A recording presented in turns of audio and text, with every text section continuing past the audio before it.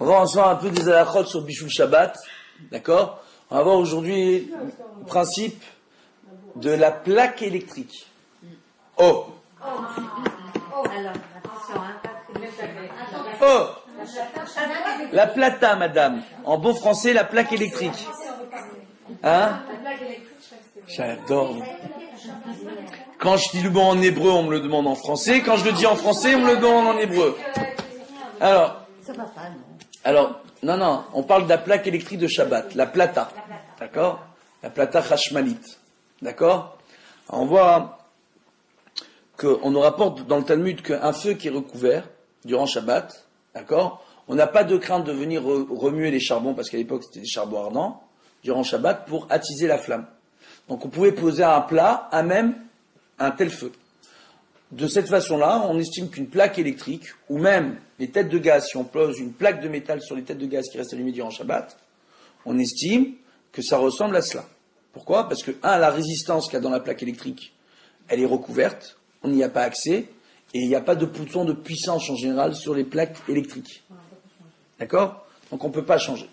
Donc de ce fait, ça ressemble à ce feu-là. En plus, c'est recouvert, il y a une plaque en métal, par-dessus la résistance électrique pour la plaque électrique, ou par-dessus les têtes de gaz, quand on va poser la plaque en métal par-dessus le gaz.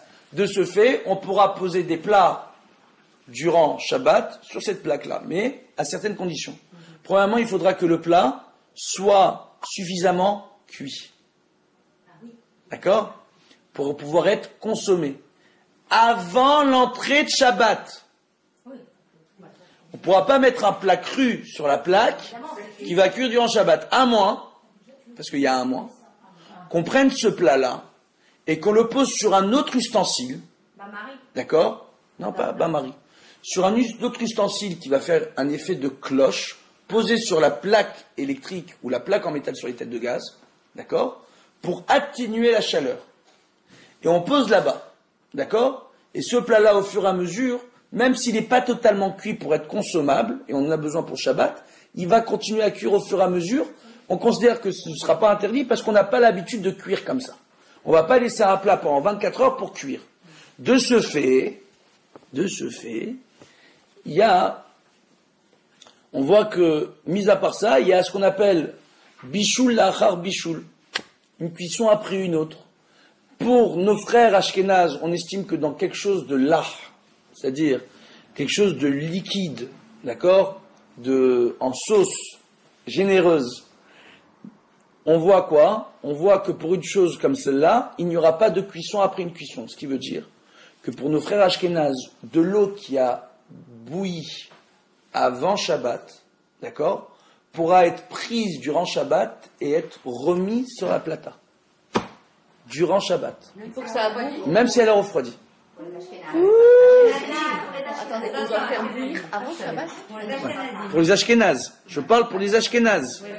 Je passe pour les ashkénazes. De ce fait, quand il manque dans certaines casseroles un peu d'eau, on voit que certains poskim parlent de prendre de l'eau et rajouter dans la casserole. On parle de poskim en général qui sont ashkénazim, qui parlent d'eau qui a été bouillie avant Shabbat, au minimum. D'accord? Au moment de l'entrée de Shabbat, l'eau elle a déjà bouilli. D'accord? Et après elle a refroidi, on pourra reprendre cette eau-là pour l'utiliser pour les plats qui sont sur la plata parce qu'elle a déjà cuit. Avant Shabbat, ils estiment qu'il n'y a pas de bichoul après. Nous, les séfarades, on estime qu'il y a du bichoul dans le liquide. D'accord? Même s'il a été cuit avant. À partir du moment où il a refroidi, on considère que ça s'appelle cuire. D'accord? Donc il y a recuisson chez nous. Ok? Par contre, dans le sec, il n'y a pas recuisson pour tout le monde. Dans le quoi? Sec. Un plat sec. Donc un plat où la majeure partie, selon Rav Ovadia Yosef, où la majeure partie du plat est sec. Ce qui veut dire, si on a un plat comme par exemple un poulet aux olives, où il y a un peu de sauce tomate avec un peu d'olive, d'accord, et le rov, la majeure partie du plat, c'est le poulet sec, on pourra prendre cette casserole et la mettre sur la plata durant Shabbat. Selon le Rav Ovadia Yosef, s'il n'y a aucune sauce, ça pourrait être posé à même la plata. On n'a pas coutume de suivre le Rav Ovadia Yosef, même dans les communautés d'Afrique du Nord, et quand même on prenait un autre ustensile pour faire l'effet de cloche. D'accord? De crainte que ce plat sec ne soit pas suffisamment cuit, d'accord? et on le remettra sur une autre casserole pour éviter le problème. D'accord? Tout problème, hein? Le Rav Ovadia Yosef dit s'il est cuit, vous pouvez poser à même la plata. C'est ce que dit le Rav Ovadia Yosef. On n'a pas pour coutume de suivre le Rav Ovadia Yosef concernant cette action. Il faut savoir que si on a une coutume que nos rabbanim nous ont imposée dans nos communautés auparavant et qu'on habite encore en France, on n'a pas à suivre le minhag des séfarades d'Israël et les halachot du Rav Ovadia Yosef sur certains points. C'est important de le dire. Comment ça se fait que ce soit si important un minhag alors que si dans certaines communautés, bon, si les Ashkénazes ils peuvent le faire, c'est que c'est pas interdit. Ah, c'est pas, non. Personne n'a dit que c'était interdit. Tous, Personne n'a dit, ça va plus loin que ça. En cas de besoin pour le Honek Shabbat, ça va plus loin que ça. Si moi j'ai un problème avec ma plata et que j'ai besoin de rajouter de l'eau et que j'ai pas d'eau chaude et qu'il y a un hérouv dans la ville où il y a un hérouv Hatzerot entre mon appartement et l'appartement de mon voisin Ashkenaz, je suis en droit d'aller voir mon voisin Ashkenaz, lui dire j'ai un problème avec ma plata, j'ai besoin d'eau, il est en droit de prendre de l'eau pour lui qui a bouilli à l'entrée de Shabbat et qui a refroidi et de la mettre dans ma casserole à moi. C'est pas assourd pour moi. C'est son minag, c'est mon minag. Oui, mais comment ça se fait que comment ça se fait que ça Je vais vous répondre. Je vais vous répondre. Vous m'expliquez ma question. Je vous énerve un peu. C'est-à-dire, je vous explique un autre truc qui vous énerve encore plus. C'est fait exprès. C'est fait exprès, c'est pour vous monter les nerfs. Donc voilà, Baruch Hashem. Maintenant, par rapport à ça, on va vous répondre. On va vous répondre tout simplement. Il faut savoir une chose, c'est qu'un minag des rabbanan, il a force de loi. D'accord? D'accord? Une coutume imposée par nos rabbanim, elle a force de loi. Pourquoi? Parce qu'il y a des craintes. Il y a des débats. Il faut savoir que toutes les décisions halachiques qui ont été prises se reposent sur des débats concernant la loi juive dans le Talmud. Des débats qui existaient et qui se sont créés à travers l'enseignement de Moshe Rabbeinu. Où Moshe Rabbeinu a enseigné comme ça on doit faire, comme ça c'est mieux, comme ça on peut faire minimum du minimum. Et après il y a des débats qui sont installés autour du minimum, la stricte loi, et comment faire au mieux la loi, les Hidurim. Et il y a certaines communautés qui ont pris sur eux certains Hidour ou certaines coutumes ou certaines Chumrot, d'accord, et les ont instaurés en tant que minag, et d'autres communautés qui ne l'ont pas fait, tout simplement par rapport à leur lieu géographique, mais toujours en se reposant, et par rapport à la réalité à laquelle ils étaient confrontés dans leur pays, mais toujours en se reposant sur un avis dans la Gemara, ce qu'on appelle les avis rabbiniques. Maintenant, ce qui se passe, c'est que quand nous on a nos maîtres qui ont pris des décisions pour nous, d'accord, et qui savent de quoi ils parlent, et qui ont sur quoi se reposer, d'accord, ils connaissent les dangers dans la chose. Il faut savoir une chose, c'est qu'ils créent des réseaux, d'accord, des tuyaux, si vous préférez, des flux entre la terre et le ciel. Et que chacun doit se rattacher, je l'ai déjà expliqué la dernière fois quand je suis venu ici, à son propre flux, sa propre coutume. Maintenant, il faut savoir que dans certains cas, oui, mais je sais, c'est difficile, c'est comme ça, madame. Alors maintenant, qu'est-ce qu'on voit par rapport à ça? Qu'est-ce qu'on voit? Tu veux être séfarade. Tu veux être ashkénaze. Non, mais je comprends pas, c'est pas ça, mais je comprends Non, pas. mais Quelque chose qui ça, est interdit à l'un, tu vois, mais là n'est pas. c'est pas que seulement dans la manière de. Mais il y a d'autres choses, madame, il y a d'autres choses que les séfarades font que les ashkénazes ne font pas. Non, mais j'ai vu, C'est que tout le monde se mette d'accord. On Hein? fait partie du peuple. Pas du tout. Alors là, on va vous répondre. Ça y est, vous allez chercher la réponse, vous allez la trouver.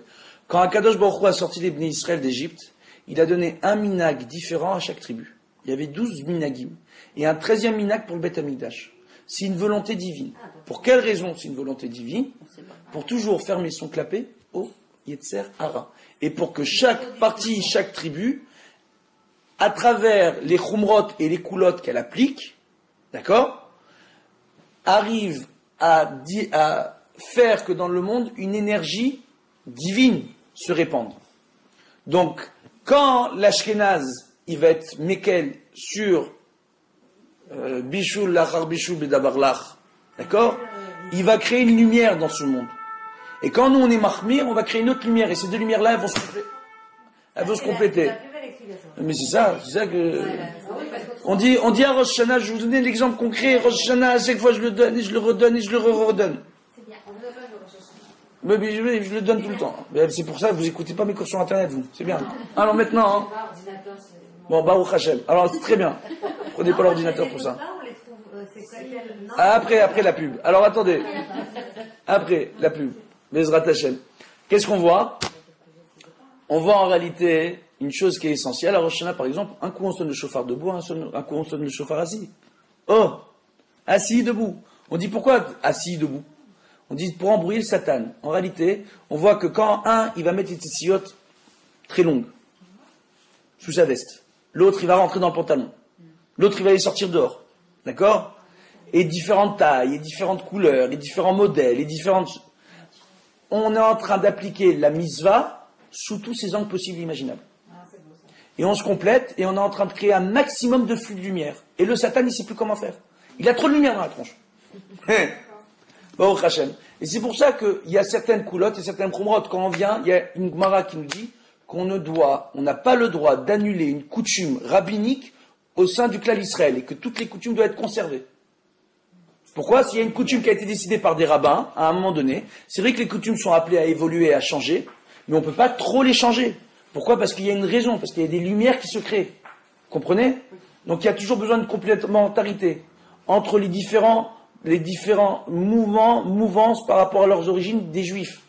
Ça a toujours existé. C'est Dieu, c'est comme ça qu'il nous a donné la Torah. Oh! Donc c'est comme ça que ça fonctionne. Il ne faut pas se poser de questions. Pourquoi lui, pas moi? Maintenant, c'est vrai que Baruch Hashem, les bénis Israël, ils sont appelés bénis Israël. Bénis, ça veut dire enfant. Les enfants d'Israël. D'accord? C'est vrai que parfois on se comporte comme des enfants. On dit pourquoi lui, pas moi? Pourquoi lui, il a le droit, moi, j'ai pas le droit? Parce que c'est comme ça. Parce que c'est mieux. Donc voilà, tout simplement. Et le bain-marie pour la plata, c'est interdit ou pas? Alors, on y va. On y va. Donc, par rapport à ça, on voit quoi? On a expliqué différents points pour la plata. Ce qui va expliquer que certains vont poser les chalotes à même la plata sans aucun problème. Ça, on a le droit ou pas? Oui, on a le droit. Selon le sens strict de la loi, on a le droit. On a le droit. Selon le sens strict de la loi, on a le droit. Et d'autres vont avoir pour coutume de poser les chalotes sur un autre kéli. C'est ce que je fais moi. Je pose toujours sur un autre kéli. Je ne m'amuse pas à poser à même la plata. Maintenant, on a sur quoi se reposer. Si je vais manger chez quelqu'un qui met les chalotes à même la plata, je ne suis pas en droit de dire je ne mange pas chez toi. Oh! Donc, d'accord? Excusez-moi, parce que ça, très souvent, il y a la difficulté, c'est de savoir la différence entre superstition et coutume. Ben, pour connaître la différence, il faut prendre des livres de loi juive et les étudier. C'est aussi simple que ça. Et là, par exemple, Vous avez Shmirat Shabbat, d'accord? C'est en 2 volumes sur Shabbat. Il y a les fondements du Shabbat d'un de mes amis, le Rav Yosef Loria, qui est très bien, très court, très bien fait. D'accord? Que je vous conseille. Et vous connaîtrez après la différence entre superstition et loi. par exemple, Le minimum. Oui. par exemple, pour votre cas, vous avez parlé de vous mettez les chalotes au-dessus. Pourquoi vous avez changé le minag de mettre les chalotes? J'ai pas changé de minag. C'est mon minag à l'origine. C'est comme ça qu'on faisait en Afrique du Nord. On posait pas même la plata.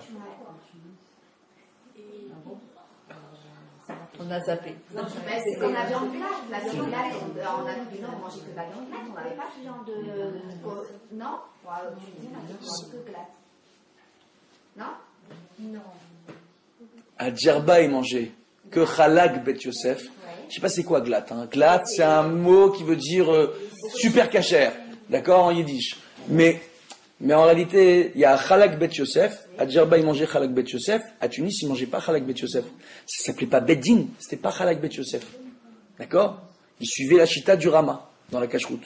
Alors sur certains points, c'est plus mahmir que Chalak Bet Yosef. Sur d'autres points, c'est moins mahmir.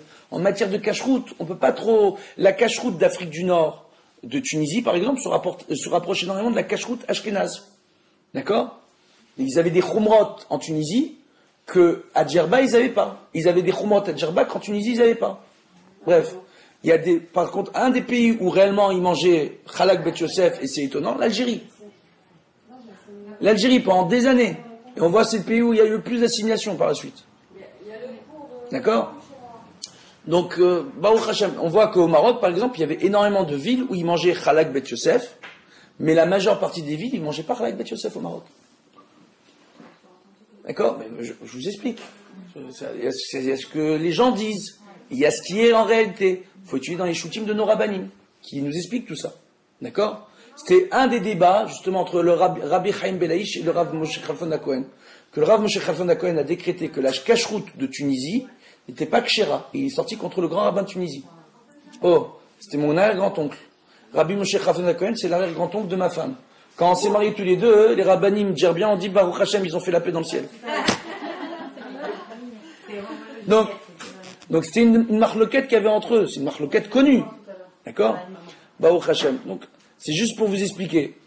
Après, par la suite, en Tunisie, comme dans toute l'Afrique du Nord, c'est vrai qu'ils ont commencé à être de moins en moins regardants et qu'il y a eu énormément de problèmes de cache-route, mais c'est à partir du moment où les gens se sont beaucoup assimilés. D'accord? Donc ça a commencé à devenir un gros problème. À Tunis, à la fin, Baruch Hashem, il y a eu le Rav Pinson. C'était le seul, il a sauvé, il n'y avait plus d'école juive, il n'y avait que lui. S'il n'avait pas été là, ils auraient fait quoi? Baruch Hashem. Il est mort il n'y a pas longtemps, mais 50 ans il est resté là-bas. J'ai passé un Shabbat avec sa femme. Et donc, pour le bain-marie, là, Hein? pour le Oui, bain-marie, elle n'a pas oublié le bain-marie, la dame. Alors, pour le bain-marie, on ne le met pas à même la plata. Le bain-marie. D'accord? On ne va pas mettre une casserole d'eau chaude sur la plata et on met... Même si l'eau chaude était depuis la veille, on ne va pas mettre le bakbouk, le biberon, sur la plata. D'accord? À moins que ce soit une casserole qui soit sur une autre casserole. Si c'est une casserole, sur une autre casserole, et que je pose le biberon dessus, même un séfarade, il peut. Mais c'est pas l'intérêt. L'intérêt, c'est de prendre l'eau de la bouilloire qui est sur la plata, ou de la bouilloire de Shabbat, le koum de Shabbat, de mettre dans un ustensile, d'accord? Et de mettre le bakbouk dedans. Et ça, on peut, il n'y a aucun problème. hors plata. Hein? Hors plata. Pardon? C'est Kélichéni, c'est pas Alors, ouais. J'aurais dit Kélichéni. Kili Rishon, c'est là où l'eau a chauffé. D'accord? Kili Sheni, c'est là où on met l'eau. Et le bakbouk, il est dans un autre Kili. Bon, on le met dans le Kili Sheni. Non, mais c'est pas Kili Shlishi. Je suis peut-être idiote, mais c'est pas grave. J'ai la plata. Oui. Je mets avant Shabbat une casserole. Non. Sur la plata, non. Bon, après, on remet un. Parce que le bakbouk, vous avez posé sur la plata. Pas du bakbouk, je te parle que je mets une casserole d'eau chaude sur la plaque et qu'après je veux mettre un riz dessus pour faire avoir de la vapeur d'eau le samedi matin ou un poulet rôti, je le mets au-dessus de la... Ah, posé au-dessus, il n'y a aucun problème de poser au-dessus. Mais c'est pas le bain-marie. Le bain-marie, c'est dans l'eau. Non, je parle pas de mari, je parle pas de vapeur. Voilà, moi, c'est la vapeur. Ouais, ça y a pas de problème. On met l'eau. On met l'eau. Et par-dessus, on met un plat. Oui, mais ça, c'est pas le bain-marie. Le bain-marie, on trempe dans l'eau. On parle de c'est mal expliqué. Oui, mais c'est pas là. 2 étages. Mais Voilà. par contre, Oui. il y a quelque chose qui m'embête, c'est que quand je mets mon plat sur cette casserole d'eau là, oui, après je mets un couvercle et souvent, quand j'enlève le couvercle, il y a de l'eau qui tombe sur la plata, c'est ça? Ouh, ça j'adore. Le Rav David Yosef, on en parlait dans la Chaboura, justement. Attendez, on en parle. On en parle. Le Rav David Yosef, il en parle dans la Chaboura. Et son frère, le Rav Yitzhak Yosef, en a parlé dans l'Yakut Yosef, au nom du Rav Odia Yosef, qui rapporte que ça, c'est un véritable problème. Quand il y a la condensation d'eau sur votre couvercle et que vous enlevez, ça refroidit très vite. Si cette eau-là, elle tombe à même la plata, il y a un problème. Attends, sur la plata elle-même, c'est un problème, mais c'est un problème. Mais c'est un gros problème si ça tombe dans le plat. D'accord? Donc en général, quand on enlève, au moment où on enlève, il y a quelques gouttes qui tombent. C'est pas le problème, les gouttes qui tombent au moment où on lève. Si au moment où on va remettre le couvercle, il faut bien essuyer le couvercle. Et les trucs qui tombent dedans, non. C'est-à-dire, Une petite couche, je sais pas, des fois je truc, il y a une petite. faut pas prendre la casserole et faire ça, au-dessus de la casserole. Faut prendre et enlever, c'est pas grave. Comme ça, très vite, Voilà, avec un chiffon. avec un chiffon. Voilà, Et après, bien nettoyer le truc. voilà. Bien sécher avant de le remettre. Quel boulot le Shabbat. Moi, des fois, je dis, je dors, sinon les belles, c'est la fin. Moi, je le remets sur la plata. Selon le Rav Ovadia Yosef, si la majeure... Hein? Oui, on peut. On peut. Sur un récipient. C'est pire que ça, parce qu'on rapporte là-bas, il y a le Rav Yitzhak Yosef, il rapporte un chidouche. Il dit comme maintenant c'est devenu carouge, c'est devenu dur, ça s'appelle du solide. Oui, ça s'appelle du solide au moment où je le mets sur la Donc le plat qu'on met en d'accord, c'est par exemple un plat à tarte en Mais on met sur un autre plat, hein? C'est un plat à tarte en Tefal qu'on met en... De quoi? Ça doit être un plat qui doit être suffisamment haut Combien de pour centimètres? atténuer la température. Tout dépend de la plaque électrique que vous avez. En général, les plaques électriques sont assez costauds, donc il faut une casserole à peu près comme ça de hauteur. Tout ça? Ah bon? Ouais. À l'envers alors. À l'envers, bien sûr, à l'envers. Tout ça comme une casserole. Ouais. Mais non, c'est pour faire les filles. Alors, qu'est-ce qu'on a encore D'accord. Quand je fais des bêtises, moi je suis planquée. Non, je Bon, rigole. après, Dans la DAF, j'ai mes sachets. il y en a qui ont des repose-plats simplement avec des filtres, ça suffit pas. Il faut vraiment un plat haut pour atténuer la température. Je le mets à l'envers. Ouais, Tout dépend de ce que vous mettez. C'est pour des chalotes, ça suffit. Pour des chalotes, ça suffit. Mais pour le poulet, non. Pour votre histoire en sauce, non. Ah, d'accord. Ok. Voilà. faut la S'il y a un tout petit peu de sauce et de la viande solide, ce sera mieux de mettre une casserole haute. D'accord. Entre la plata et le plat. Je fais mon poulet au four rôti. Ouais. Il y a un tout petit peu de sauce et 2 gros poulets. Ouais. Je peux le mettre sur la plaque le samedi matin. Le samedi Ouais, sur un autre plat. Ou sur la grille, si j'ai une grille qui est dessus la plata. Il vaut mieux un autre plat. C'est-à-dire quoi La grille, des fois, c'est pas assez épais. C'est-à-dire quoi, un autre plat vide que je mets comme ça. Ouais. Ou alors l'eau chaude d'avant. Il y a par exemple, vous avez des plats en Pyrex qui font à peu près 5-8 cm. Ça suffit, ça. Je pose là-dessus à sec. Et c'est pas Voilà. si vous m'avez dit, vous avez dit. Parce que c'est un plat en verre épais. La chaleur, elle met du temps avant de ça marche, passer. ça, alors. Oui, madame. D'accord. Je sais de quoi je vous parle. Donc ça, c'est si c'est en verre épais, on peut mettre moins haut. Mais si c'est en En métal, le métal est conducteur de chaleur de façon beaucoup plus importante que le verre. Donc il faut des casseroles plus hautes. Hein? Non, le Pyrex, c'est fait pour résister à la chaleur. Oui, madame.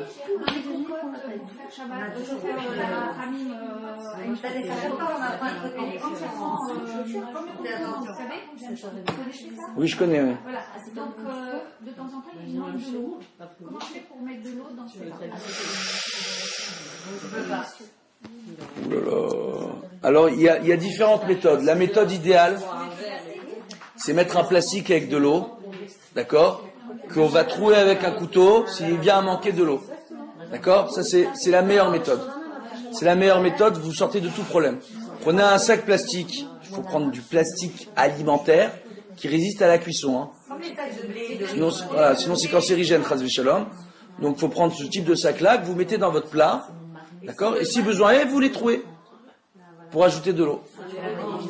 Avec un couteau. Poser ce sac le matin? Non. Non, il faut le poser au moment de... Voilà, dans le plat. Sinon, il faut de l'eau chaude qui soit à la même température que la casserole. Le problème qu'il y a, c'est que très souvent les koum-koum que vous avez en dehors de la plata, ils sont pas vraiment... Il y a certains koum-koum, les nouvelles générations en plastique, excusez-moi, les nouvelles générations de koum-koum en plastique ne chauffent pas autant que les anciens koum-koum en métal. Et l'eau, elle n'est pas forcément à la même température que la casserole. Quand vous allez prendre l'eau, la mettre dans le verre et la ramener dans la casserole, ça va pas être forcément à la même température. Donc l'idéal, pour ceux qui veulent faire ça, c'est de mettre une casserole d'eau chaude sur la plata. D'accord? On est sûr que l'eau chaude sera à la même température que la casserole avec le plat. Et de prendre avec une louche directement l'eau et de mettre dans la casserole. Mais pour sortir... Hein? Donc, dans votre histoire de casserole électrique, c'est pour ça que je vous ai répondu, le sac plastique. Et même pour ceux qui mettent leur plat sur la plata, la meilleure méthode, c'est de mettre un sac plastique dans le plat, déjà veille de Shabbat avec le plat, comment il est posé sur la plata, et que si ça manque un peu d'eau, on troue le sac avec un couteau. Pour le thé. Ça nous a vachement bloqué. Ça nous a fait les compliqué le étayer. Oui.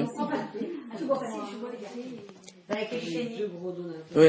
Je fais avec, je remplis un verre et je le mets dans le deuxième verre Ok. À un moment donné, et c'est j'ai mon venu. sachet de thé. Ok. Maintenant, le sachet de thé, il a Ouais, cuit. on sort les excuses. Enfin, il a cuit.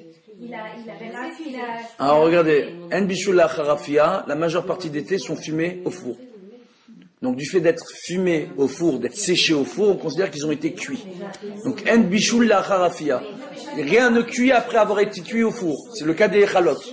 D'accord, mais c'est comme je suis obligée de prendre un... Hein? Je vais pas mettre le truc directement. Non. Il faut que je fasse de...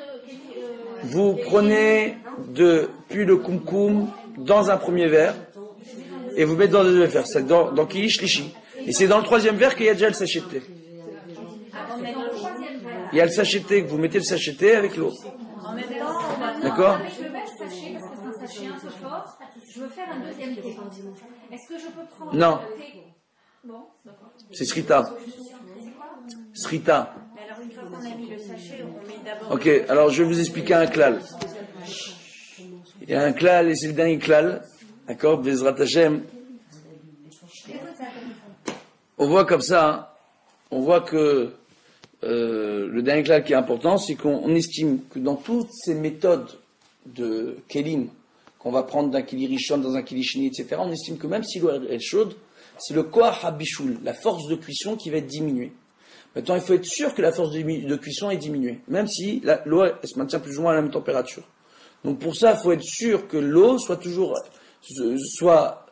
on sent la force de cuisson qui est moins importante. Il y a moins de fumée, il y a moins de buée, et quand on va poser nos doigts dessus, on ressent la chaleur, mais c'est moins violent. Ça prend un peu plus de temps. Ça reste à la même température. Si vous prenez avec un thermomètre, ça va être à la même température. D'accord? Donc la température, c'est pas forcément le bon indicatif. C'est la force de cuisson qui nous intéresse. Le problème qu'il y a, c'est que si on met même dans un kili révi ou khamishi de l'eau chaude et que quand on va toucher le verre, on voit que la buée c'est la même, la fumée c'est la même, et quand je vais toucher le verre tout de suite, je vais le lâcher, d'accord? Ça reste toujours un problème. Ça c'est premièrement. D'accord? Deuxièmement, dans le cas du thé dont vous avez parlé, il y a un problème que beaucoup de gens ne connaissent pas. Premièrement, dans le thé, il y a une marloquette dans les poskim. Si Bichlal, on peut préparer le thé durant Shabbat ou pas. Beaucoup conseillent de préparer de l'essence de thé concentrée qu'on va mettre sur la plata durant tout Shabbat pour mélanger au fur et à mesure cette essence de thé qui est sur la plata avec de l'eau chaude. Et si elle reste froide, par exemple, moi je mets des feuilles de menthe, un gros paquet avant Shabbat brûlant, et je laisse comme ça, c'est un essence de thé et je me sers de ça généralement. Ah ouais, tu fais ça et c'est bien. C'est bon. D'abord, on voit si c'est D'abord, c'est vachement fraîche. Alors regardez, laissez-moi terminer d'expliquer ce que j'explique, après on passe à un autre cas. Parce que c'est pas le même cas. D'accord? Maintenant, qu'est-ce qu'on voit par rapport à ça? On voit quoi? On voit que donc il y a un problème. Donc il y a ceux qui conseillent l'essence de thé. Maintenant, selon le sens strict de la loi, c'est pas un problème le sachet de thé, vu que le thé en général est fumé au four. Donc en bishul la harafia. Donc ceux qui utilisent le sachet de thé ont sur quoi se reposer. Le problème qu'il y a, c'est quand on retire le sachet de thé. Il ne faut pas le retirer. Quand je retire le sachet de thé, il va couler avec l'eau. Et c'est la façon qu'on a d'essorer les choses. Et ça, c'est assourd. D'accord? Donc si je veux enlever le sachet de thé pour le mettre dans un autre verre, je prends avec une casserole pour l'enlever. Le problème qu'il y a, c'est que l'eau qu'il y a dans le sachet de thé, elle refroidit très vite. Et que nous, on est séfarades. Et qu'on n'a pas le droit de recuire de l'eau après une cuisson. Et même si je le mets dans Keli Shlishi, s'il y a une force de cuisson, quelle qu'elle soit, et que la température n'a pas diminué, même si la force de cuisson a diminué, je ne pourrais pas mettre de l'eau dans ce verre avec un autre thé. Donc je ne vais pas m'amuser à faire 2 thés avec le même sachet. Et si on met dans une théière, D'accord? Alors l'idéal, c'est que vous prenez une théière et vous mettez votre sachet dans la théière. c'est ça? Avec le troisième récipient. Et le sachet, vous l'oubliez au fond de la théière. Mais il faut le troisième récipient. Hein? Il faut faire le troisième Tu de récipient. l'eau du concombre, tu la mets dans un récipient et Et ensuite après, tu le mets dans la théière. Voilà. ça. Exactement. Alors, pour le cas du concentré préparé veille de Shabbat et qui se retrouve froid, il faut savoir, premièrement, que certains dictionnaires estiment que la menthe s'appelle kharif. Et que selon certains dictionnaires, quelque chose qui est kharif, qui est, on va dire, épicé. D'accord? Quelque chose de très épicé, d'accord? Comme, on va dire, l'ail, l'oignon, c'est kharif. Il y en a qui considèrent que la menthe, ça pourrait être kharif. D'accord? Certains considèrent. Halakha les Maaseh, on ne considère pas que c'est kharif pour la majeure partie des dictionnaires, mais certains le pensent. Donc ils ne vont pas s'amuser à prendre des feuilles de menthe durant Shabbat et de les mettre, même si elles ont cuit dans l'eau chaude, de mettre encore de l'eau chaude après dessus. D'accord? En fait, c'est vrai que je vais faire le thé. Attendez, je termine. C'est pour ça qu'il y en a qui conseillent l'essence de thé, qu'on met sur la plata. D'accord? Mais après le thé est costaud. Hein. Alors maintenant, juste, je termine. Non mais c'est plus simple de boire du café que du thé, Shabbat. Maintenant, le dernier point qu'il y a, pour l'essence maintenant qui a été préparée, si on va selon les décisionnaires qui estiment que la menthe n'est pas harif, il y en a, c'est la majeure partie des décisionnaires, d'accord? Et si on va selon les décisionnaires séfarades qui estiment qu'il y a bichoul lachar bichoul bedavar lach, alors la seule façon qu'on aura, c'est de prendre un maximum d'eau froide et de mettre une toute petite quantité d'eau chaude dedans. Donc un maximum de cette essence que vous avez préparée avec un tout petit peu d'eau chaude, pour être sûr que ça ne cuit pas. D'accord? Et comment on fait en réalité? On doit mettre l'eau chaude, d'abord, dans le verre, et après mettre une grande quantité, en une seule fois, d'eau froide.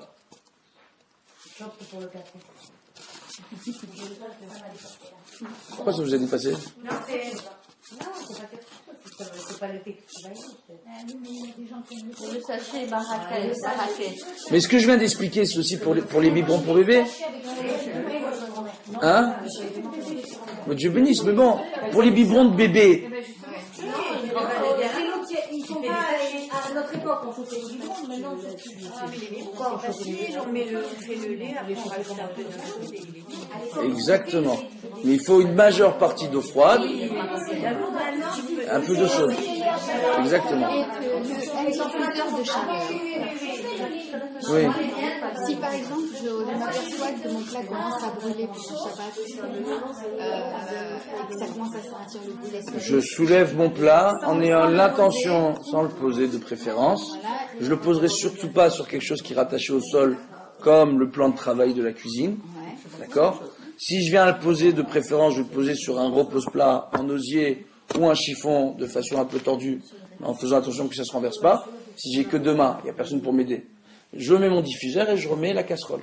Il faut qu'au moment où je prends la casserole, j'ai l'intention de la remettre. Ni on la pose à même le sol, ni on la pose à même le plan de travail, quelque chose attaché au sol. D'accord? Pourquoi dire un mot sur la vaisselle, Shabbat? La vaisselle, si on a le droit de la faire ou pas? Ok, c'est une marloquette dans la Gemara concernant le moxé. D'accord? Il y a une marloquette dans la Gemara qui nous explique que chaque ustensile serait moxé tant qu'on ne l'utilise pas. Donc même un verre, il est moxé en dehors de son utilisation. Donc de ce fait, d'accord, par rapport à cette marloquette-là. La table, elle est montée pour mettre la livre de Torah. Alors, hein? La table même, il faut la recouvrir. La table même, la table où on mange. Mais pas moxé la table. Mais pourquoi on dit qu'il faut la recouvrir et qu'il faut mettre même un livre de Torah avant le... C'est pour ceux qui étudient, pour ça c'est autre chose, c'est pour ceux qui mettent les nérotes de Shabbat sur la table. Non, c'est pour ceux qui mettent les nérotes de Shabbat sur la table. Au moment où les nérotes sont allumés, on n'a pas le droit de toucher la table. À moins d'apporter des chalotes ou un livre de prière ou des bokélim en argent sur la table. D'accord? Donc voilà, je vous explique, la table elle n'est pas moxée, on recouvre les tables, d'accord, sans souvenir de la manne qui descendait du ciel, qui était posée, qui avait une couche de rosée et encore une autre couche de rosée par-dessus. Couche de rosée qui descendait sur le sol, la manne descendait, une autre couche de rosée. Donc on met une nappe et on met une autre nappe par-dessus. Raison pour laquelle certains vont rajouter même un plateau pour les chalotes. D'accord? Mettre le kissou des chèmes. Attendez, hein? Attends, j'ai interrompu, excusez-moi. Donc, et on dit que toutes les tables, on doit les recouvrir à Shabbat. Parce qu'il y a une très grande kedusha qui rentre et que la kedusha se dépose sur le tissu. C'est pour laquelle on met du tissu sur notre tête, la kippa. C'est la vaisselle, vous étiez parti. Alors, on est sur la vaisselle. La vaisselle. La vaisselle durant Shabbat. Donc, selon certains dictionnaires qui estiment que tous les kilim sont moxés en dehors de leur utilisation, et dès qu'ils ont été utilisés, et dès que j'ai suffisamment de kilim propres, il n'y a aucune raison de faire la vaisselle. Ils interdiront de faire la vaisselle durant Shabbat. Maintenant, si on a besoin, même pour ces dictionnaires-là, si on n'a pas assez de vaisselle et qu'on a besoin de faire la vaisselle, on aura le droit de nettoyer uniquement ce dont on aura besoin. D'autres dictionnaires estiment que uniquement seront moxés les 5 catégories de moxés, donc Kilish et Milartoli Issour, Kilish et Milartoli Eter, d'accord, Moxé Mechamat Resronkis, Moxé Mechamat Misva, ok, et il y a Moxé Mechamat Goufo, d'accord. Bon, ces 5 catégories de moxés, il y a l'ustensile qui sert à faire un travail interdit, l'ustensile qui sera interdit parce qu'il a une trop grande valeur financière pour être touché durant Shabbat, entre guillemets. Ouais, ça existe. Hein? Alors, c'est quoi par exemple? On va donner un exemple concret, une œuvre d'art. Une œuvre d'art, un joli tableau, d'accord? Des lunettes cassées. Ouais, des lunettes cassées, l'ustensile, le bistouri du Moël, en dehors de son utilisation, il est Moxé Mechamat Resrankis. D'accord? Donc voilà. Donc ce type de choses-là qui ont une grande valeur, c'est surtout pour le propriétaire. D'accord? Mais qui a une valeur aussi financière. Donc voilà. Bon bref, il y a différents types de moxés. Donc ils estiment qu'il y a des catégories de moxés. Ok? Bref. Donc il y a des catégories de moxés. Et que tout n'est pas moxé. Eux, ils estiment que la vaisselle, même si on en a suffisamment, pour ceux qui veulent la faire, ils pourront faire leur vaisselle. Maintenant, la vaisselle sera faite durant Shabbat. De préférence, si on n'est pas en Israël et qu'on n'a pas le doute Shemesh et qu'on ne peut pas fermer l'arrivée d'eau froide dans le doute Shemesh, d'accord, de préférence, on utilisera l'eau froide. Pourquoi? Parce que dans les mélangeurs d'eau, quand vous allez utiliser l'eau chaude, il y a toujours de l'eau froide qui se mélange avec. Il y a un problème de bichoul. Hein? On doit vraiment arrêter parce que j'ai un rendez-vous à 13h. J'ai compris. Juste, Terminez ça. juste le dernier point sur la vaisselle. En réalité, mi-karadine, on a le droit de faire la vaisselle durant Shabbat. Ça pose pas de problème. D'accord? Si la femme est embêtée, le mari n'est pas en droit d'interdire à sa femme de faire la vaisselle durant Shabbat. La vaisselle sera faite avec des roses en plastique. D'accord? Trouées. Et pas les éponges qu'on utilise. Ni les lavettes, ni les éponges, ni les scotch-brite. Donc on pourra, d'accord? Ou les brosses, on pourra utiliser ce type d'ustensile-là pour faire la vaisselle. Moi, c'est un grand tréteau, je comprends. D'accord? Je croyais que j'avais pas le droit. Que Non, j'avais le droit. on a le droit. Que si je manquais de vaisselle, donc je me retrouve avec des... Non, on a le droit. Si ça pose un problème de Shalom Bayit et qu'à la fin, Motzei Shabbat, la femme elle a trop de vaisselle pour faire, on l'autorisera de faire. On l'autorisera de faire et un mari ne sera pas en droit d'interdire à sa femme. Si un mari veut interdire à sa femme de faire la vaisselle durant Shabbat, la femme est en droit de lui dire, fais la vaisselle Motzei Shabbat. Je suis très sérieux. Et on terminera sur une anecdote. Bon, terminez l'anecdote. Vous voulez l'anecdote ou on a terminé? Un jour, il y a un chassid qui est rentré chez le Rabbi de Lubavitch, Zecher Tzadik et Kadosh Livracha, et qui a dit, Vodarav, durant Shabbat, on ne peut pas plier un tissu dans ses plis. Donc quand on prend son talit, on le plie en dehors des plis ou certains vont le laisser en boule. Il dit, il y a une ségoula pour le Shlom Bayit qui est tout de suite à la sortie de Shabbat, plier son talit. Le Rabbi Lubavitch lui a répondu, la plus grande ségoula pour ton